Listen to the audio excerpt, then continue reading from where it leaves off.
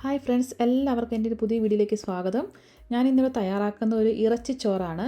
ഞാൻ ചിക്കൻ വെച്ച് നല്ല ടേസ്റ്റി ആയിട്ടുള്ള ഇറച്ചിച്ചോറാണ് ഞാൻ ഇന്നിവിടെ തയ്യാറാക്കുന്നത്. ഇത് കണ്ണൂർ തലശ്ശേരി സ്റ്റൈൽ ഇറച്ചിച്ചോറാണ് ഞാനിവിടെ തയ്യാറാക്കുന്നത്. അപ്പോൾ നമുക്ക് നോക്കിയാലോ. ഞാൻ അതിനായിട്ട് ഒരു പാത്രം എടുത്തിട്ടുണ്ട്. നമുക്ക് വേറെ എക്സ്ട്രാ പാത്രം ഒന്നും ആവശ്യം, ഈ പാത്രത്തിൽ തന്നെ നമ്മൾ ഇതാക്കിയെടുക്കുന്നത്. ഞാൻ ഇതിലേക്ക് കുറച്ച് ബട്ടർ വെച്ച് കൊടുക്കുന്നുണ്ട്. ഒരു 2 ടേബിൾ സ്പൂൺ കാണും. പിന്നെ ഞാനിതിലേക്ക് സവോള ഇട്ട് കൊടുക്കുന്നത്. ഞാൻ രണ്ട് വലിയ സവോളയാണ് എടുത്തിരിക്കുന്നത്. നമുക്ക് സവോള ഒന്ന് വഴറ്റാം.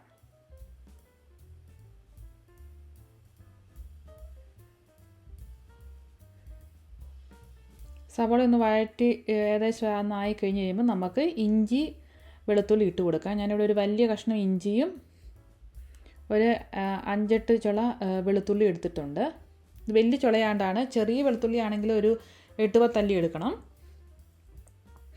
ഇനി നമുക്കിതൊന്ന് മൂടി വയ്ക്കാം. നമ്മുടെ ആ ഉള്ളി നന്നായിട്ടൊന്ന് വഴന്നു വരട്ടെ. ഇനി നമുക്കിതിലേക്ക് ആവശ്യത്തിനുള്ള ഉപ്പ് കൂടി ഇട്ട് കൊടുക്കാം. നമ്മൾ ഈ സമയത്ത് ഉപ്പ് ചേർക്കുകയാണെങ്കിൽ ഉള്ളി നന്നായിട്ടൊന്ന് വേഗം വഴന്ന് കിട്ടും.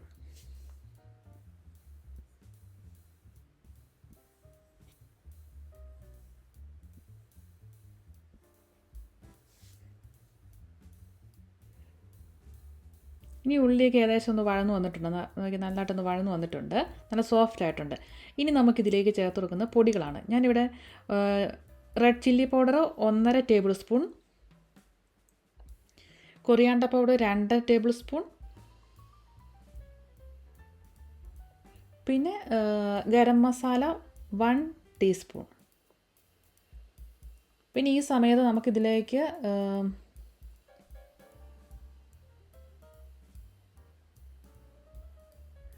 ഈ സമയത്ത് നമുക്കിതിലേക്ക് നമ്മളിപ്പം ഇതും കൂടെ ആഡ് ചെയ്ത് കൊടുത്തു, മഞ്ഞൾപ്പൊടിയും കൂടെ ആഡ് ചെയ്ത് കൊടുത്തു, ഒരു 1 ടീസ്പൂൺ.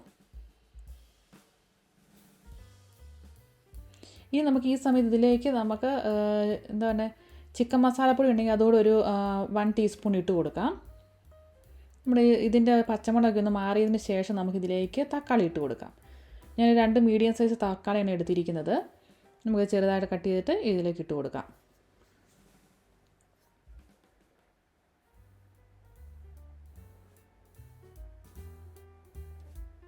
ഇനി നമുക്കിതൊന്ന് മൂടി വയ്ക്കാം. ആ തക്കാളിക്കൊന്ന് വേഗട്ടെ ഇത് കിടന്ന്. നമുക്കൊന്ന് തുറന്ന് നോക്കാം. ഇപ്പോൾ തക്കാളിക്ക് ഏകദേശം ഒന്ന് സോഫ്റ്റ് ആയിട്ടുണ്ട്. നമുക്കിനി ഇതിലേക്ക് നമ്മുടെ ചിക്കൻ ഇട്ട് കൊടുക്കാം. ഞാനിവിടെ ചിക്കൻ്റെ ബ്രസ്റ്റ് മാത്രമേ എടുത്തിട്ടുള്ളൂ. നമ്മൾ ചിക്കൻ്റെ ഫുൾ ചിക്കൻ നമുക്ക് ഇട്ട് കൊടുക്കാം. 1 കിലോ ചിക്കൻ നമുക്കിതിലേക്ക് ആഡ് ചെയ്ത് കൊടുക്കാം.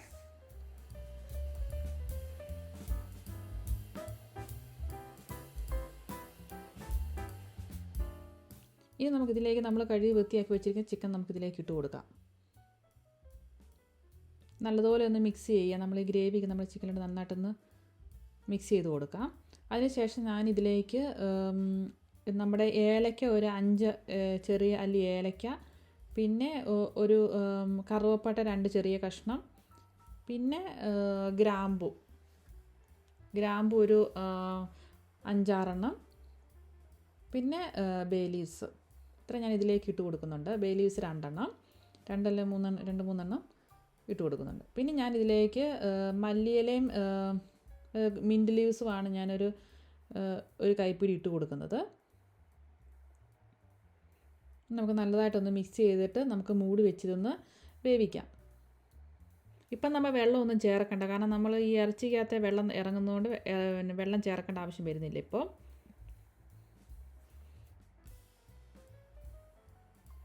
ഇനി നമുക്ക് മൂടി വയ്ക്കാം.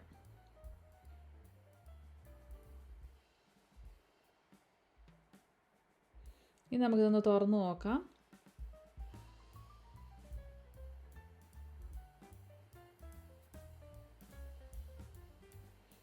ഇറച്ചിക്കകത്ത് വെള്ളമൊക്കെ ഏകദേശം ഇറങ്ങിയിട്ടുണ്ട്. നമ്മൾ ഈ ഇറച്ചി പകുതി വേവിച്ചാൽ മതി. അതിനുശേഷം നമ്മളിതിൻ്റെ ചോറിട്ട് വേവിക്കുന്നതുകൊണ്ട് ബാക്കി വെന്തോളൂ. അതുകൊണ്ട് നമ്മൾ ഇറച്ചി ഒരു പകുതി വേവിച്ചാൽ മതി. ഇനി ഞാൻ ഇതിലേക്ക് അരി എടുത്തിരിക്കുന്നത് ഞാനിവിടെ 4 കപ്പ് അരിയാണ് എടുത്തിരിക്കുന്നത്. അത് നമുക്ക് ജീരകശാല റൈസ് ഉണ്ടെങ്കിൽ അതെടുക്കാം. ഞാനിവിടെ ബസ്മതി റൈസാണ് എടുത്തിരിക്കുന്നത്. 4 കപ്പ് റൈസ് എടുത്തിട്ടുണ്ട്. ഏകദേശം ഒരു 800 ഗ്രാമിൻ്റെ അടുത്തുണ്ടാവും ഈ റൈസ്. കഴുകി വൃത്തിയാക്കി വെച്ചിട്ടുണ്ട് ഞാൻ. പിന്നെ ഞാൻ ഇപ്പോൾ നമുക്കിത് തുറന്ന് നോക്കണം. ഏകദേശം ചിക്കൻ ഏകദേശം ഒരു പകുതി വേവായിട്ടുണ്ട്. ഇനി നമുക്കിതിലേക്ക് നമ്മൾ 4 കപ്പ് റൈസ് എടുത്തിരിക്കുന്നത്. അപ്പോൾ അതിൻ്റെ അകത്ത് വേണ്ടത് 6 കപ്പ് വെള്ളം നമുക്ക് ചേർത്ത് കൊടുക്കണം.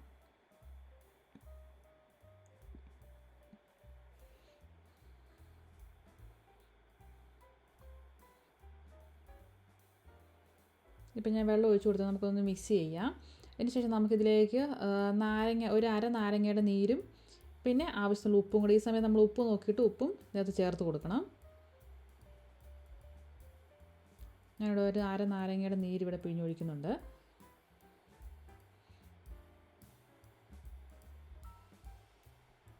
പിന്നെ നമ്മൾ ആവശ്യമുള്ള ഉപ്പ് കൂടെ ചേർത്ത് കൊടുക്കും. ഈ സമയത്ത് നമ്മൾ ഉപ്പ് നോക്കും. ഉപ്പ് ഇച്ചിരി കൂടി നിൽക്കണം. കാരണം നമ്മൾ റൈസ് ഇടുന്നതല്ലേ, അപ്പോൾ ഉപ്പ് ഇച്ചിരി കൂടി നിൽക്കണം.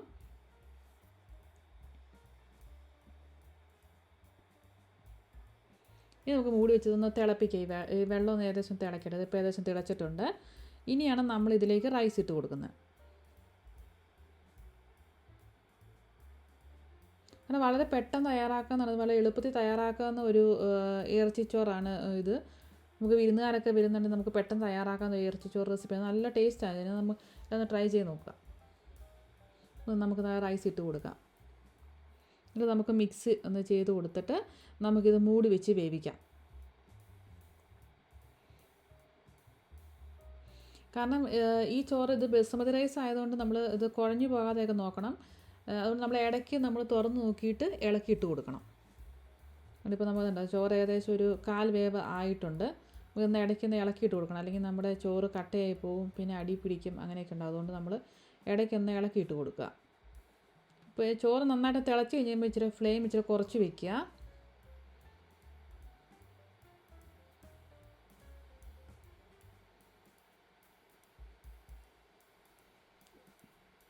ഈ ഒരു പരുവത്തിനായി കഴിഞ്ഞ് കഴിയുമ്പോൾ നമുക്ക് ഫ്ലെയിമൊക്കെ ഓഫ് ചെയ്ത് വെക്കാം. കാരണം ഇപ്പോൾ ഏകദേശം ഇതിനകത്ത് വെള്ളം ഏകദേശം നന്നായിട്ട് പറ്റിയല്ലോ. അപ്പം നമുക്ക് ഫ്ലെയിം ഓഫ് ചെയ്ത് വെച്ചിട്ട് നമുക്ക് മൂടി വെച്ചാൽ മതി. ആ ചൂടിൽ തന്നെ ഇരുന്ന് ഇത് വെന്തോളും.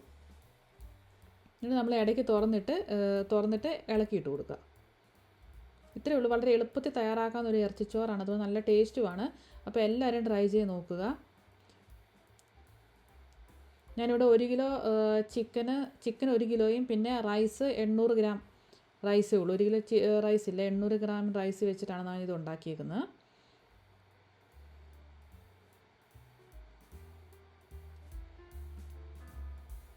അപ്പോൾ നിങ്ങൾക്ക് എല്ലാവർക്കും എൻ്റെ ഈ വീഡിയോ ഇഷ്ടമായെന്ന് വിചാരിക്കുന്നു. ഇഷ്ടമായെങ്കിൽ ലൈക്ക് ചെയ്യാനും ഷെയർ ചെയ്യാനും സബ്സ്ക്രൈബ് ചെയ്യാനും മറക്കരുതേ.